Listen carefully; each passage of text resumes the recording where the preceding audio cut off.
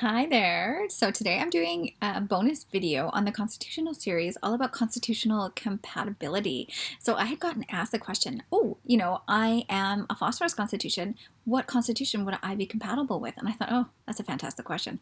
Let's talk about that. So as far as constitutional compatibility goes, so as I mentioned in my constitutional video, there are two triads. So we have on one triad, we have the phosphorus constitution, the silica constitution, and the pulsatilla constitution. So those three are, in general, they're going to relate to each other. They're going to sort of have an affinity for each other. They're going to understand each other a little better than, the constitutions on the other triad, the sulfur, the calc, and the lycopodium. So again, they're on their own triad. They're going to understand each other in a way that the other constitutions wouldn't. Okay, so as far as those two triads, we've got on the one triad, sulfurs and calcs are really quite compatible. And then on the other triad, silicas and phosphorus constitutions are really compatible. And so the two that are sort of cross compatible would be the pulsatilla and the lycopodium, and I will tell you why. But first, my name is Stacey and I am the creator of the Express Your Truth 8-Step Emotional Empowerment Program, and I'm also a Heilkunst practitioner. And so if you want to know what Heilkunst constitutions are, I've done a video explaining that. You can check that out if you want to understand that before we go forward. And I've talked about all of the constitutions as well. So if you have the time, you will probably want to watch the videos on the constitution so you know what I'm talking about. And I'll leave the link for the playlist in the description box below. So you can go through and watch all of those if you would like to do that. So starting with sulfurs and calcs. So I ended the constitutional series with sulfur and calcs, and the two of those are very compatible constitutions because they're both very earthy, they're both grounded, but sulfur, tends to be a bit more explosive and a bit more exciting, whereas calc is going to be more grounded, more they like to be around the house. Family is very important to them. And so they're going to help to tame that sulfur sort of expansiveness, and then the sulfur can bring the calc a bit out of their shell because they don't if they're left to their own devices, they're not going to do much. Like they won't challenge themselves too much. They're not going to change things, and they're not going to have adventures. They're going to just stay around the home, which is fine. It's the way they like to live their life. But sulfur can bring them out of that a little bit, and sulfur can be very big and very chaotic, but calc can also thrive in chaos in a bit different way. Like a calc will like to have a busy home, they'll like to have lots of children or pets, and kind of that they can thrive in that chaos, and so they can both handle that chaos because sulfur can be a lot to take. And I see sulfurs end up with silicas a lot, and so I'm just going to put this into perspective for you. We have this scale. And so a sulfur is at one end of the scale and silica is at the other end of the scale. So sulfur being the most extroverted, the most hot, the most emotional constitution, whereas silica, on the other hand, is the more intellectual, more introverted, and more cold constitution. So they're like at the opposite ends of the spectrum.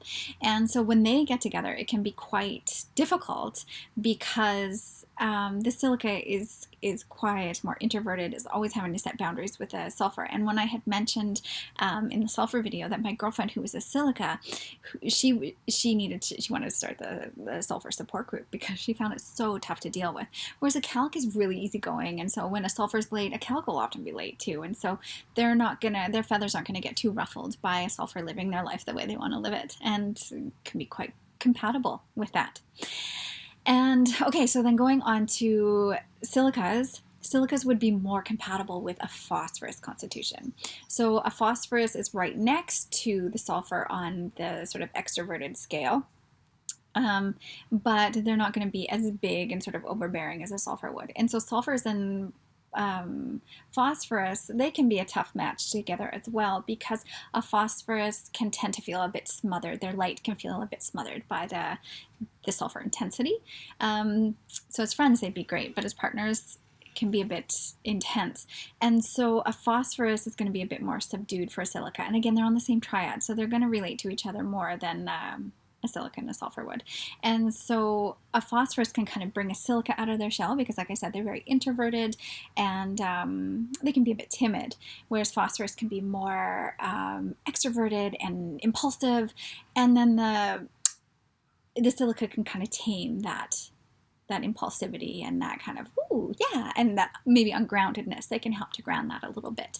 And so me being a phosphorus, I have a lot of silicas in my life, and I get along with them quite well. My partner is a phosphorus, and that's a fairly good match as well. We understand each other quite well. My daughter's a phosphorus, so it can be a little bit intense because we're all kind of emotional, somewhat ungrounded at times, but I mean, it works fairly well. But a silica,